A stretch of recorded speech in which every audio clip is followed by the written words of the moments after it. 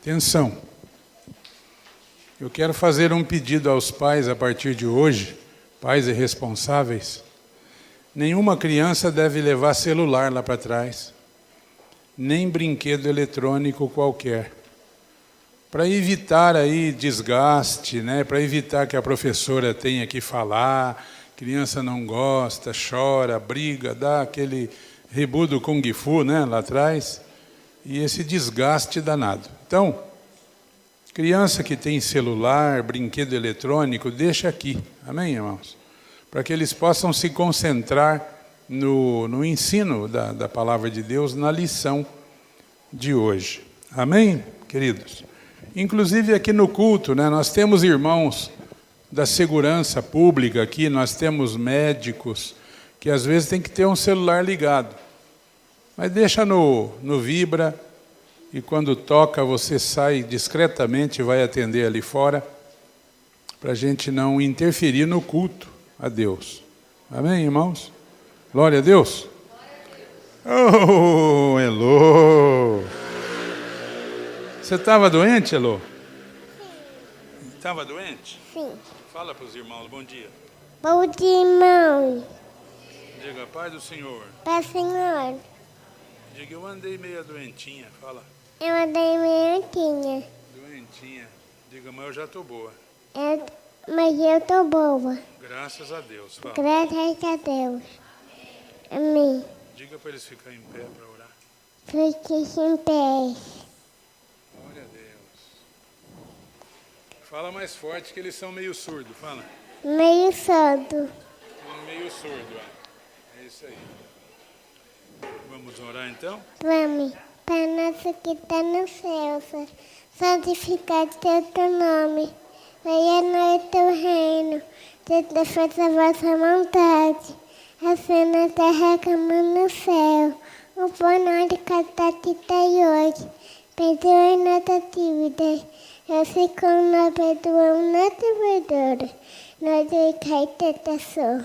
Valeu-nos o mal.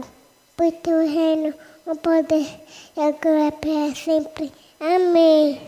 Amém. Deus. Glória a Deus. Vem, Zequinha. Vem, Zequinha. Não? Vem orar aqui com o pastor, vem aqui. Vem. Na bateria não, caboclo. Eu sei o que você quer, atrapalhado. Ele quer ir para a bateria.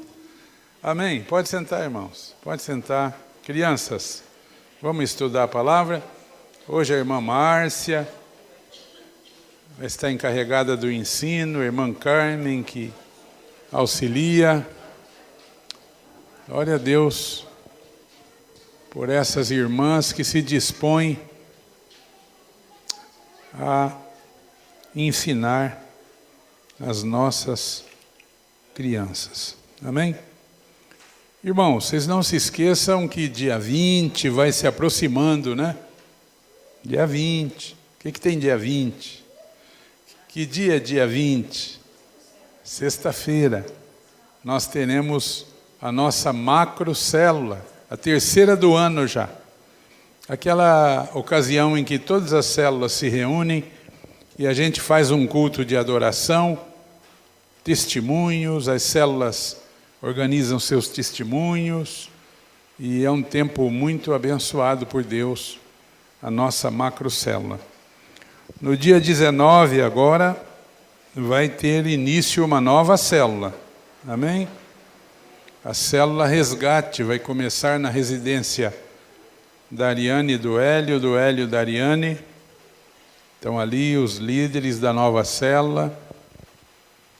Rua Eros Guerreiro Tangerino, 94, 19 de setembro, 7h30 da noite, horário oficial, mas como nós estamos no Brasil, é 8 horas que começa, né? Aqueles irmãos, aqueles líderes que não têm trabalho na quinta e quiserem ir prestigiar, sejam bem-vindos. Amém?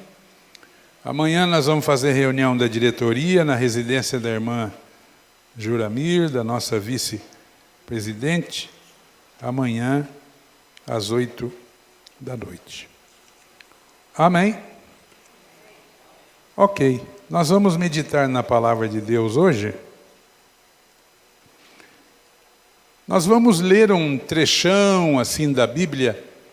Nós vamos relembrar aqui uma história de um fato, de uma ocorrência, de um acontecimento que se deu na vida do povo de Israel. Amém, irmãos? Um dos muitos acontecimentos. Nós vamos ler 1 Samuel, capítulo 5.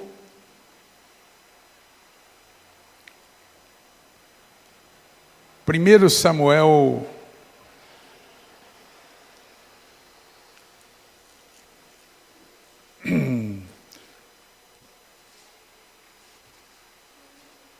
glória a Deus.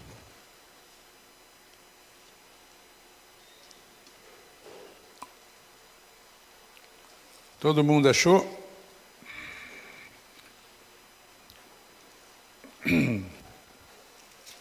Primeiro Samuel 5. Nós vamos fazer uma leiturona gostosa aqui. O capítulo 5 é curtinho, tem apenas 12 versículos. E a gente vai entrar pelo capítulo 6 e vai ler mais 14 versículos. Então vamos fazer uma leitura de 26 versículos da Bíblia, que vai falar a respeito de um fato, de uma ocorrência na vida, na história do povo de Israel. Vamos tirar algumas lições e no final a gente vai ter o fechamento disso com uma lição muito importante. Capítulo 5 de 1 Samuel fala da arca na casa de Dagon. Quem era Dagon? Dagon era uma divindade da mitologia dos filisteus e era considerado o pai do deus Baal. Na mitologia grega não tem lá o Júpiter, que é o pai do não sei de quem, aquele negócio todo, né? Na mitologia. E o Dagon era uma estátua, um deus daqueles deuses pagãos, e era considerado o pai do Baal, que era um outro deus adorado pelos habitantes primitivos daquela terra e que depois contaminou a fé do povo de Israel de maneira importante. Contaminou a fé do povo hebreu em determinadas épocas da sua história, principalmente quando eles tiveram reis que não eram tementes a Deus. Eles foram levados por esse culto. Houve um momento de muita fraqueza na vida do povo de Israel, nos dias do sacerdote Eli. O sacerdote Eli era da linhagem dos sumos sacerdotes, mas ele tinha filhos desobedientes. Filhos que, para vocês terem uma ideia, praticavam o sexo cultual, ritual, dentro da casa de Deus, com aquelas mulheres que ficavam na porta do templo. As chamadas prostitutas cultuais e os prostitutos cultuais também. Porque o Baal, que eles acreditavam que era um filho do Dagon, era o deus da fertilidade, aquele negócio todo. Então, nos cultos a Baal, aconteciam os bacanais, as orgias, como parte do culto, era tudo culto. E os filhos do sumo sacerdote Eli tinham essa prática. Além do que, no momento do sacrifício, quando eles estavam oferecendo os animais a Deus, cozinhando aquilo tudo, preparando, eles entravam assim, de qualquer maneira, destampavam as panelas, metiam um garfo lá, diziam, esse pedaço aqui é meu, não sei o que lá, não sei o que lá, profanando aquele momento sagrado. Porque nós sabemos que quando a pessoa trazia um animal para o sacrifício, ou seja, um sacrifício pela culpa, ou seja, uma oferta de gratidão, uma oferta pacífica, uma parte apenas era oferecida ao Senhor, o restante era distribuído para que o levita comesse, o pobre, o órfão, a viúva, todo mundo comesse. Mas eles atropelavam tudo. Então foi um tempo de decadência espiritual. E o que aconteceu? Vieram os filisteus e levaram o objeto mais sagrado, mais representativo da presença de Deus no meio do seu povo, que era a arca. A arca da aliança, que continha 3 coisas dentro dela: as tábuas da lei, uma salva com uma porção do maná que Deus mandou para o povo, e a vara de Arão que floresceu. Estava dentro da arca. Pois os filisteus levaram embora, porque quando um exército ganha do outro, ele leva os despojos. Ele leva o que é mais importante daquele exército para fazer o quê? Para fazer um desfile, para ostentar a sua vitória no meio da sua população. E agora nós vamos ler. Amém, irmãos? Capítulo 5 de 1 Samuel. Os filisteus tomaram a arca de Deus e a levaram de Ebenezer a Asdod. Tomaram os filisteus a arca de Deus e a meteram na casa de Dagom, junto a este. Tinha um templo lá dedicado a Dagom, né? Aquela baita estátua horrorosa lá. Eles pegaram a arca e colocaram lá do lado de Dagom, como quem diz assim, Dagom ganhou do Deus de Israel. A arca era um troféu de guerra, de que eles haviam vencido a batalha. Colocaram a arca lá dentro. Levantando-se, porém, de madrugada, os de Asdod, no dia seguinte, eis que estava caído Dagom, com o rosto em terra, diante da arca do Senhor. Tomaram-no e tornaram a pô-lo no seu lugar. Um negócio estranho. A estátua de Dagom estava ali, fixada com cimento, com tudo. Botaram a arca do lado dela. No dia seguinte, eles foram lá, o Dagom estava caído, de rosto em terra, diante da arca. Ô louco, quem será que veio aqui e empurrou o nosso Deus? Bom, arrumaram lá o Dagom novamente, tornaram a pô-lo no seu lugar. Levantando-se de madrugada no dia seguinte, pela manhã, foram lá conferir de novo, né? E eis que o Dagom jazia, caído de bruços diante da arca do Senhor. A cabeça de Dagom e as 2 mãos estavam cortadas sobre o limiar, dele ficara apenas o tronco. Então, na manhã seguinte, o estrago foi maior. O Dagom estava caído de rosto em terra diante da arca, a cabeça decepada e as 2 mãos decepadas. Significa o que isso? Significa que aquele Deus era destituído de inteligência e de poder. Porque eu sempre ensino aqui na igreja que as mãos representam as nossas possibilidades.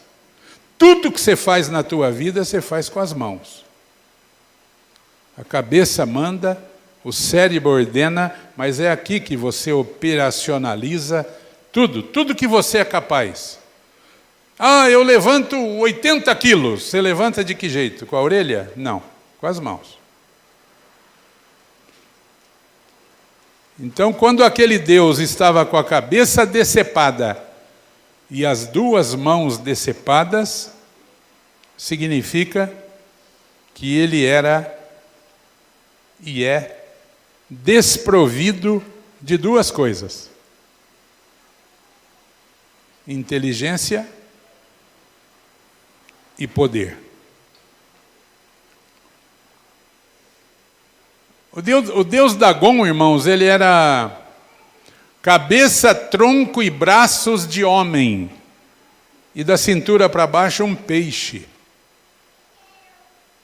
Talvez pela proximidade do mar ali, os filisteus até hoje habitam lá, faixa de Gaza, certo? Gaza, região litorânea ali, é onde os filisteus viveram sempre. Então, irmãos, ele estava nessa situação.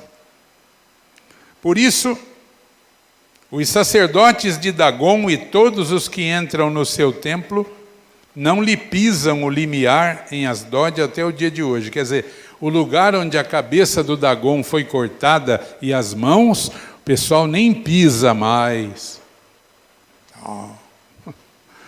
É negócio tonto que não leva a nada, mas um respeito bobo pela ação de Deus sobre aquele Deus.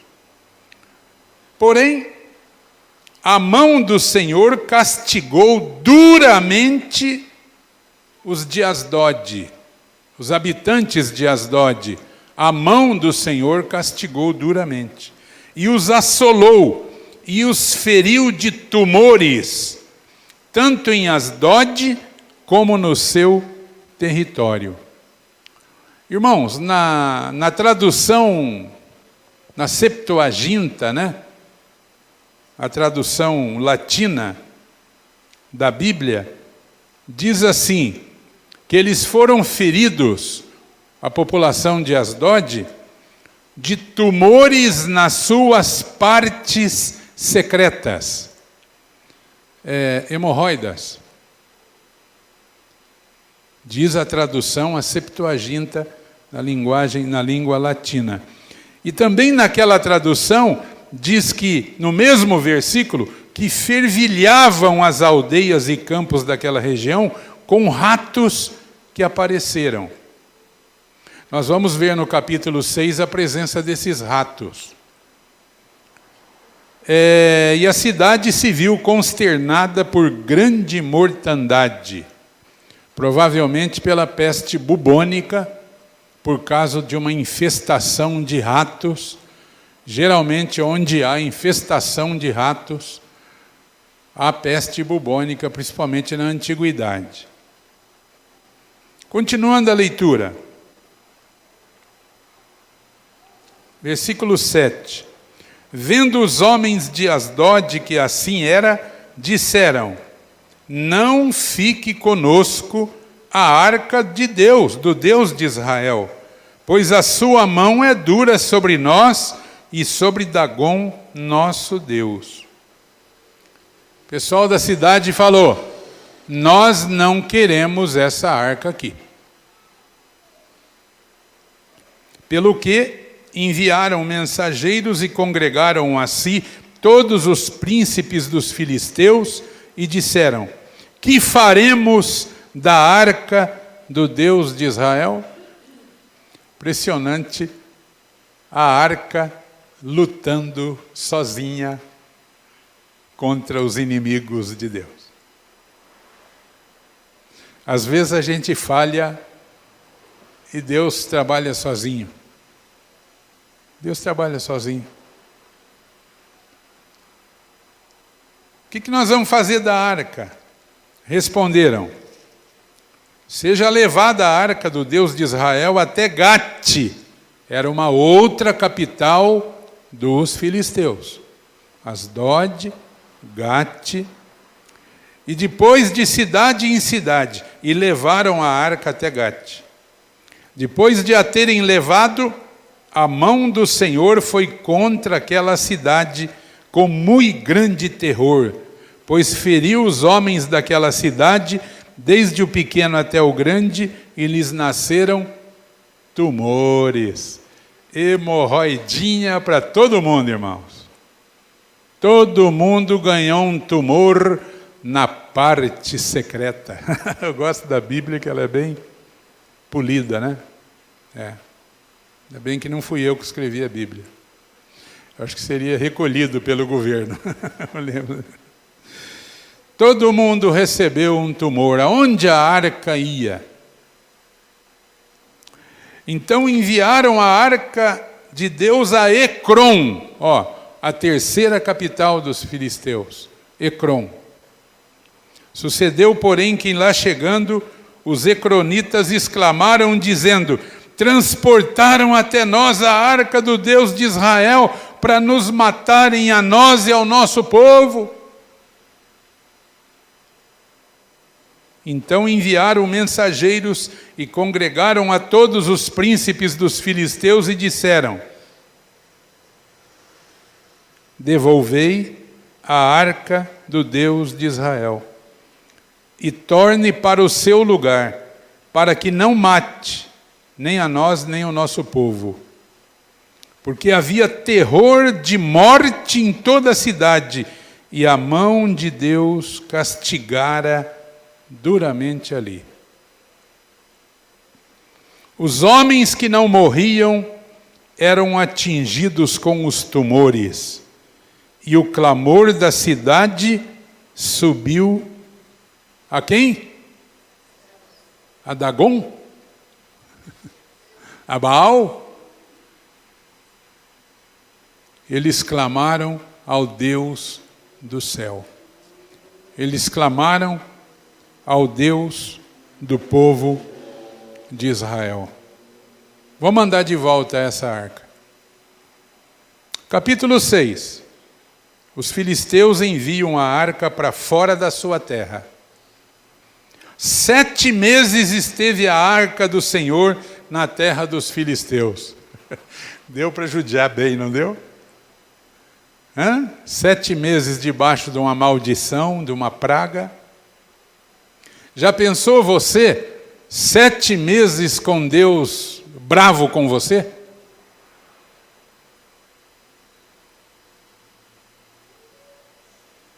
Meu Deus.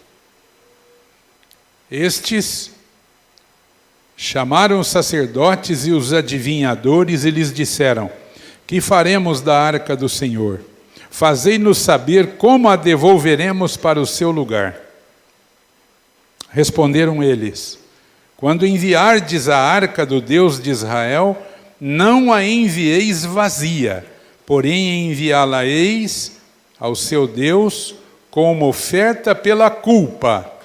Então sereis curados e sabereis por que a sua mão se não tira de vós. Olha só, isso aqui indica que eles sentiam a necessidade de enviar uma oferta para expiar o crime de ter roubado a arca da aliança. Vamos oferecer uma oferta pela culpa. Perguntinha para vocês, valendo R$1 milhão. Ainda existe essa oferta hoje? A oferta pela culpa? O que vocês acham? Ainda faz sentido hoje? Se você oferecer uma oferta pela culpa, você está negando o sacrifício de Jesus lá na cruz. Ele é a nossa oferta pela culpa. Ele expiou a nossa culpa pelo seu sangue. A oferta praticada hoje, qual é, irmãos? Qual que é a oferta praticada hoje?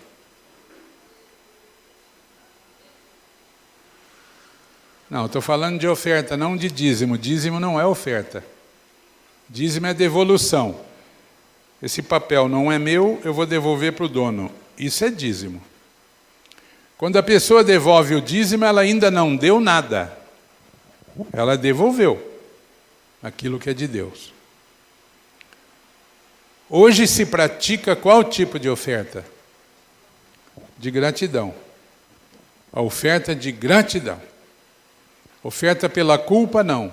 Quando a pessoa oferece uma oferta pela culpa hoje, é porque ela não tem Jesus ainda no seu coração, ela não entende que Jesus já expiou toda a sua culpa. Mas eles sentiam essa necessidade, né? Eles sentiam a necessidade de fazer isso. Continuando. Versículo 4. Então disseram, qual será a oferta pela culpa que lhes havemos de apresentar? Qual oferta que nós vamos mandar junto com a arca? Responderam, segundo o número dos príncipes dos filisteus, 5 tumores de ouro e 5 ratos de ouro, porquanto a praga é uma e a mesma sobre todos vós e sobre todos os vossos príncipes. Fazei umas imitações dos vossos tumores. Como é que o ourives fez isso, será, irmãos? Uma imitação da hemorroida do camarada. Tinha que fazer um examezinho, não tinha, não?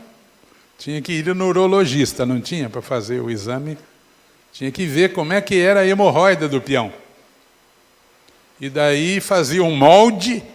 Pô, que luta, hein? E o cabo gritando, não tinha anestesia, né? Aí fazia um molde do tumor.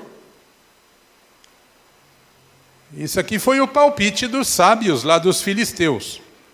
Fazia umas imitações dos vossos tumores e dos vossos ratos que andam destruindo a terra.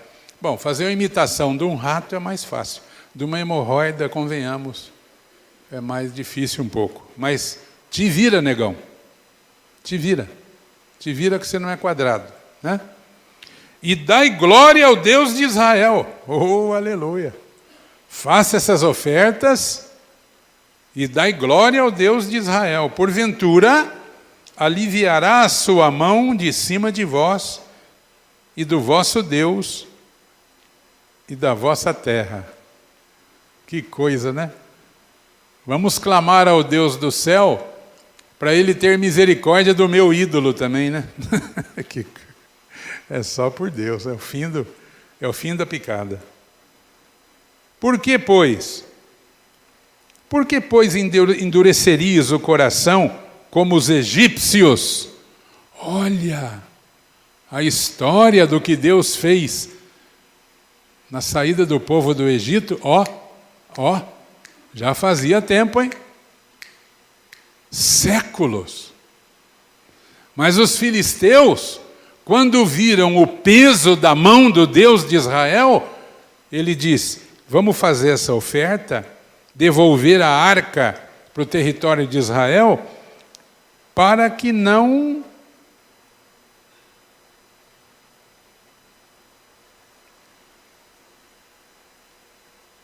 Por que, pois, endureceríeis o coração como os egípcios, e Faraó endureceram o coração? Porventura, depois de os haverem tratado tão mal, não os deixaram ir, e eles não se foram? O que o Faraó fez lá? Submeteu o povo à escravidão, mas na hora que Deus resolveu tirar o povo, tirou. E acabou. Boa palavra dos sábios filisteus. Agora, pois, então, irmãos, esse versículo diz o quê? O reconhecimento da superioridade de Deus e a história dos feitos de Deus ao tirar o povo de Israel do Egito era bem conhecida. E os filisteus não quiseram esperar as 10 pragas, não, né? Eles se contentaram com 3. Rato, hemorroida para todo mundo e morte. Os sábios deles disseram, ó, tem mais 7 além dessas, o que vocês acham? Não, vamos logo tomar a iniciativa de devolver. Bom, agora, pois, fazei um carro novo, tomai 2 vacas com crias, vaca com bezerro. Olha aqui para mim. Olha a prova. Olha a prova. Toma 2 vacas com crias, sobre as quais não se pôs ainda jugo. Irmãos, quem carrega peso é boi de carro, que eles usavam naquele tempo. Mas não. Pega 2 vacas com crias, que nunca carregaram peso, amarrai-as ao carro, seus bezerros levá-lo-eis para casa. Irmãos, uma vaca que tem um bezerro se aparta do bezerro? Não. É uma das maiores judiações que existe, é isso aí. Apartar a vaca do bezerro. Dificuldade. Às vezes aparta lá na fazenda para ordenhar, para tirar o leite rapidinho e logo devolve. E deixa um pouco para o bezerro. Nunca esgota. Pega 2 vacas que nunca puxaram peso, amarra nessa carroça nova, aparta os bezerros, leva embora os bezerros. Então tomai a arca do Senhor, ponha sobre o carro, metei num cofre ao seu lado as figuras de ouro que lhes haveis de entregar como oferta pela culpa, e solta, deixa aí. Essa carroça não tinha condutor. Põe na estrada que vai na direção do território de Israel e larga. Reparai, se subir pelo caminho rumo do seu território a Betsêmanes, foi ele que nos fez este grande mal. Se essas vacas forem direitinho, sem ninguém conduzindo, levando essa carga para o território de Betsêmanes, território de Israel, foi Deus que fez isso. Caso contrário, se não, saberemos que não foi a sua mão que nos feriu, foi casual o que nos sucedeu.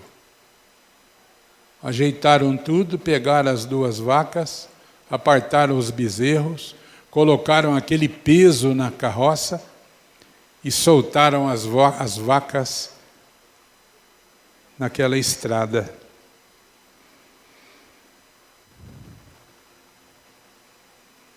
Eu queria estar lá para ver isso, irmãos. Tem umas coisas na Bíblia que eu gostaria muito de ter assistido. As demonstrações do poder de Deus, né? Da divina providência, da soberania de Deus.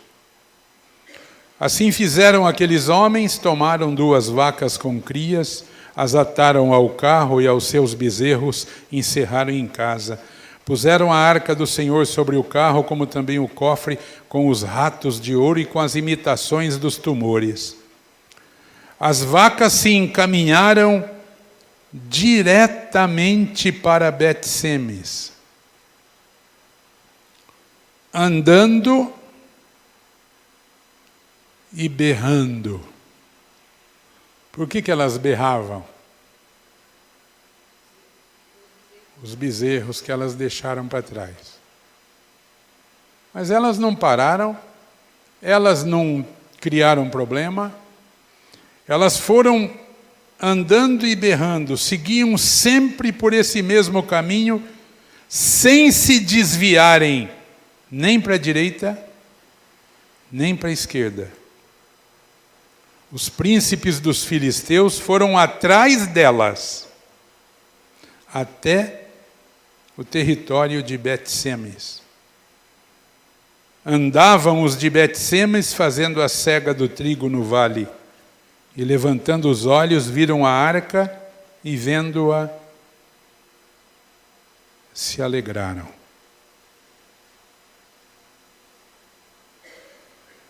O carro veio ao campo de Josué, o Bet-Semita, e parou ali, onde havia uma grande pedra. Fenderam a madeira do carro e ofereceram as vacas ao Senhor em holocausto. Digam glória a Deus. Rapidamente agora nós vamos ouvir o grande sermão das vacas filisteias. E são vacas presbiterianas, porque é um sermão em 3 pontinhos. Os presbiterianos é que toda pregação tem 3 pontos. O grande sermão das vacas filisteias. Primeiro ponto: obedeceram mesmo contrariando os seus instintos, deixando para trás as suas crias. O que disse Jesus em Lucas 14:33?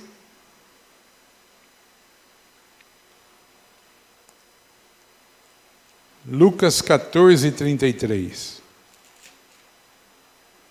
Assim, pois, todo aquele que dentre vós não renuncia a tudo quanto tem, não pode ser meu discípulo. Esse é o primeiro ensino que as vacas estão trazendo para nós aqui hoje cedo. Obedeceram, mesmo contrariando os instintos, deixaram para trás as suas crias. Ou seja, deixaram o que mesmo? Fala comigo quem está vivo, tudo? Nossa, vocês estão quase vivos, não estão tão vivos não. Elas deixaram tudo. E nosso Senhor Jesus Cristo disse: aquele que dentre vós não renuncia a tudo quanto tem, não pode ser o meu discípulo. O que é renunciar a tudo? É fazer uma seleção das nossas obediências, das nossas lealdades. Há lealdades maiores e lealdades menores. O que nós temos deixado? O que você tem deixado para fazer a obra de Deus? Sem renúncia, não se faz a obra de Deus. É mentirinha. Você mente para você mesmo. É mentira. Sem renúncia, sem que Deus faça parte da nossa lealdade maior, não tem discipulado. Não existe. Não se faz a obra de Deus. Segundo ponto do sermão das vaquinhas: não estranharam o peso, mesmo que o sentissem pela primeira vez. Não eram bois de carro, não eram bois que lavravam a terra, eram vacas. Vacas que tinham tido seus bebês, vacas que amamentavam seus bebês. Mas elas não estranharam o peso, mesmo que o sentissem pela primeira vez. Jesus diz em Mateus 18, 28 a 30, vinde a mim, cansados, oprimidos, sobrecarregados, eu vos aliviarei. Tomai sobre vós o meu jugo e aprendei de mim, que sou manso e humilde de coração, porque o meu jugo é suave e o meu fardo é leve. Por que será que são tão poucos os obreiros hoje? Por que será que são tão poucos os obreiros E já era no tempo de Jesus. Ele diz: rogai ao Senhor da seara que levante ceifeiros, porque a seara é grande e são poucos os ceifeiros. Por que que os ceifeiros são sempre tão poucos? Por causa de medo do peso, medo da carroça. Mas eu nunca puxei essa carroça, eu nunca fiz força, eu nunca isso, eu nunca aquilo. Irmãos, elas não estranharam o peso. Por quê? Porque o jugo representava uma oferta para o Senhor. Digam glória a Deus, irmãos. E quando o jugo é uma oferta para o Senhor, ele fica leve, suave e gostoso, porque o Senhor nos ajuda, porque Ele conhece a nossa fraqueza. Você acha que Deus coloca um container no teu ombro e fala: vai, meu servo querido, amado, vai, com esse container nas costas? Não, Ele nos ajuda a carregar. As vacas filisteias nos dão essa segunda lição. E a terceira lição diz que, sem conhecer o caminho, elas acertaram o rumo.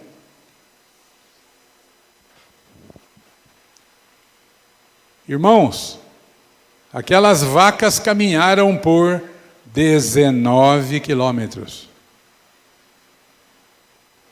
19 quilômetros.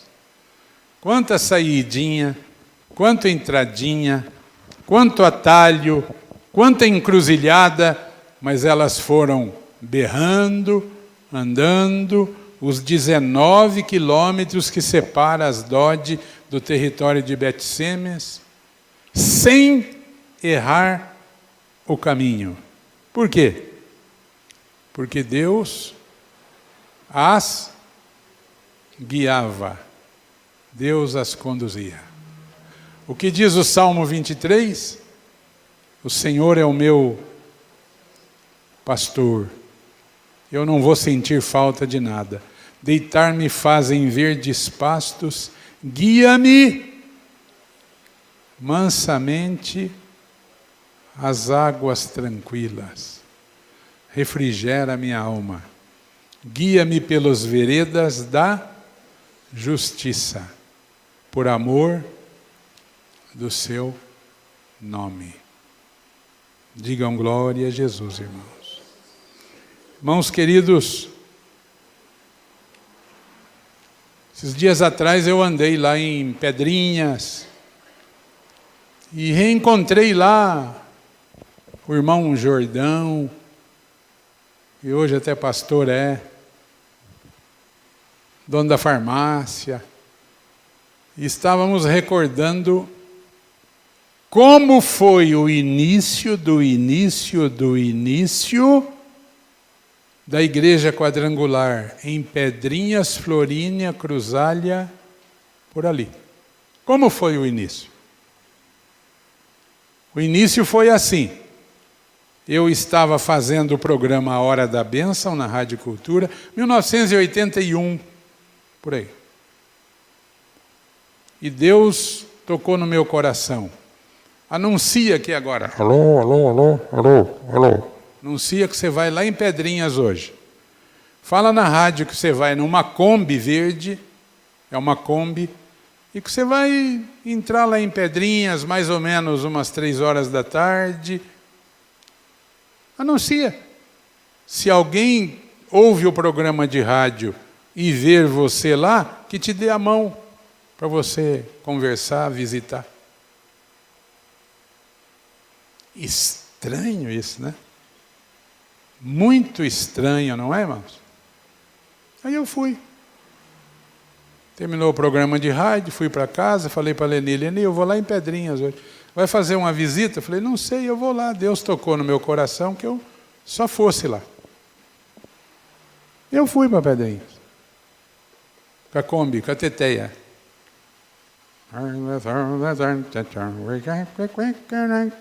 Cantando um hino, né? Cheguei lá em Pedrinhas, entrei aquela avenida toda, passei devagarinho, passa a ponte do riozinho, sobe. Passa em frente à igreja. Fui lá na frente, aonde vira para ir para o cemitério hoje. Eu virei, voltei devagarinho. Olhando se alguém dava com a mão para mim. É legal. Diferente esse método, não é? Parei na praça, desci, chupei um sorvete.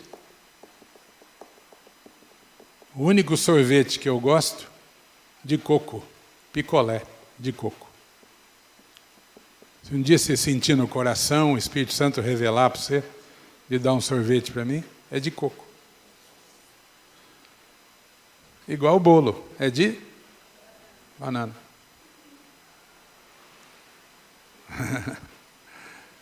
Desci, chupei um sorvete. Montei na teteia. Vou embora, eu acho que...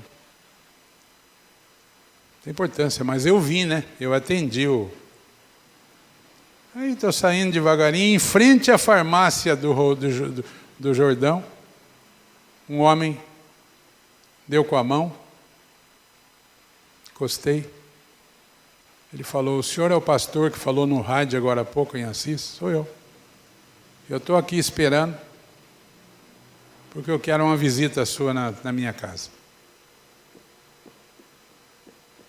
Aí eu fui na casa dele. Ele é cunhado do irmão Ernesto Labes, lá da Água do Barbado. E daquela ida lá, surgiu, primeiramente, o culto em Cruzália, no quintal da casa de uma senhora lá. Depois, em Pedrinhas. Depois em Florínia e por último em Pedrinhas. Gozado. Tudo fruto daquela ida lá. E essa lição a gente aprende com essas vacas filisteias.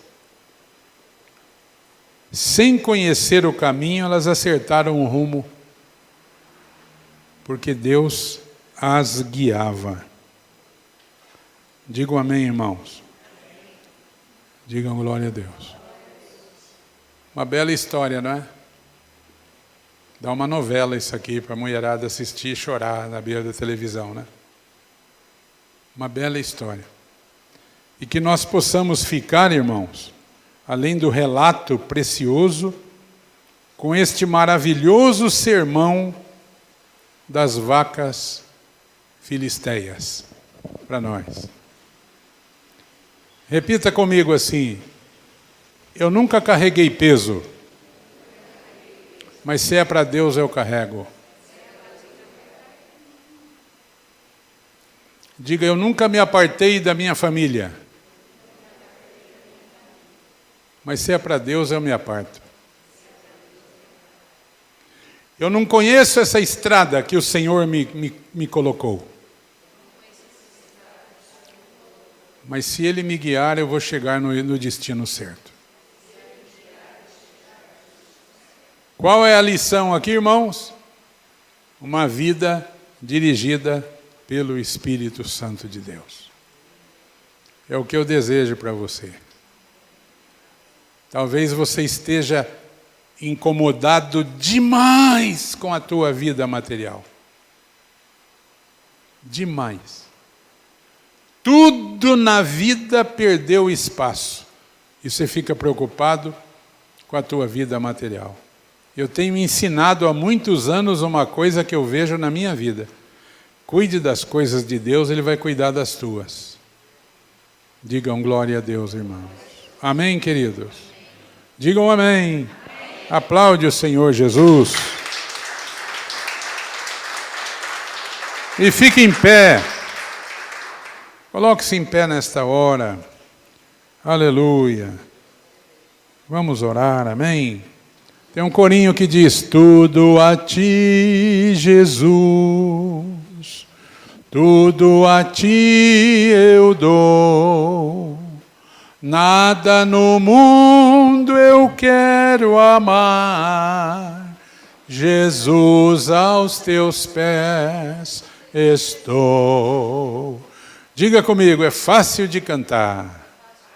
Diga, facinha de cantar. Vamos cantar de novo então, já que é fácil. Tudo a ti, Jesus, tudo a ti eu dou. Nada no mundo eu quero amar, Jesus aos teus pés. Se alguém perguntar para você, como foi a pregação domingo de manhã, você fala, 2 vacas que pregaram. 2 vacas filisteias transmitiram um tremendo de um sermão ao nosso coração.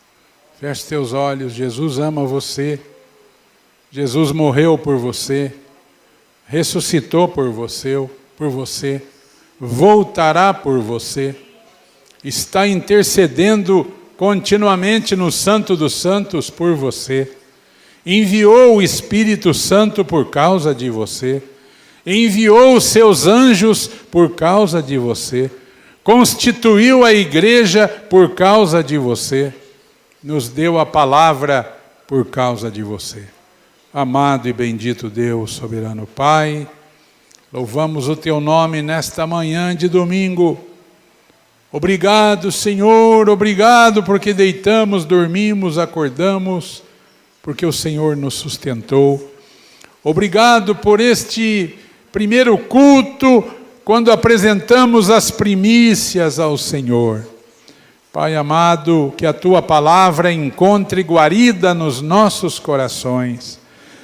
Sim, Senhor, que ela não fique apenas no nosso intelecto, que ela não fique apenas na nossa mente, mas ela desça ao nosso coração. E que tenhamos aprendido, Senhor, quando lemos esse texto da história do povo de Israel e da manifestação do poder de Deus na vida daquele povo, e que possamos aprender com esta lição tão importante. Pai, eu oro em favor das famílias aqui nesta manhã, todas as famílias, o trabalho, a saúde, a convivência, a educação dos filhos. Pai, aqueles que têm pessoas idosas em casa, abençoa, Senhor.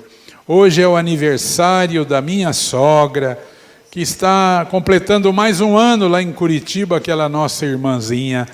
Abençoa ela, renovando as suas forças. Deus, abençoe aqueles que têm crianças, adolescentes e jovens, que o Teu povo seja sábio, porque os dias são maus e piores vão ficar ainda, Senhor amado. Mas aquele que tem a marca do sangue do Cordeiro no portal da sua casa, do seu coração, este está guardado do devorador. Eu abençoo todas as famílias aqui nesta manhã. Diga em nome de Jesus.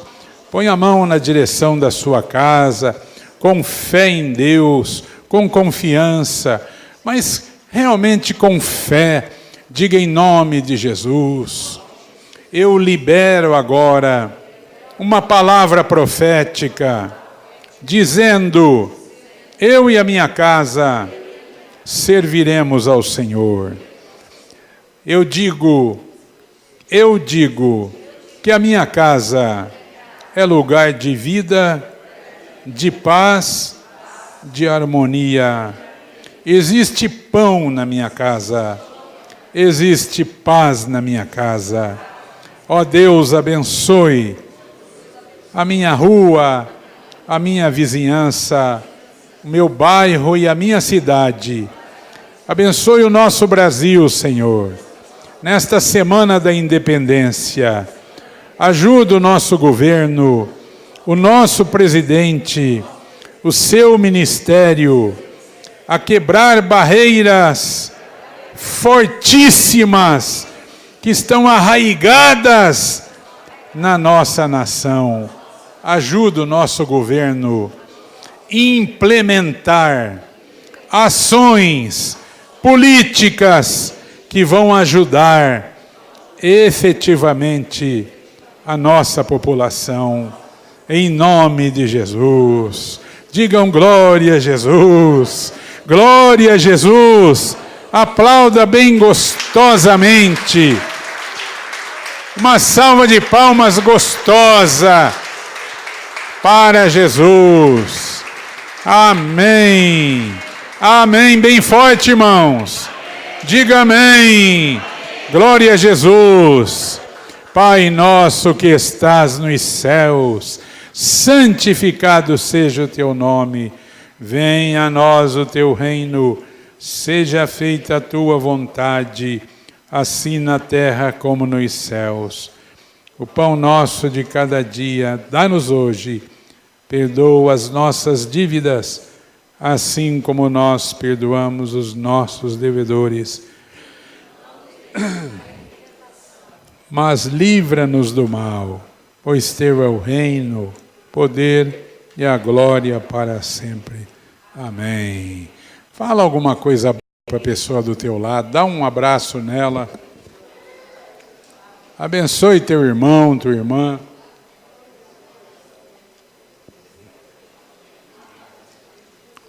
Amém.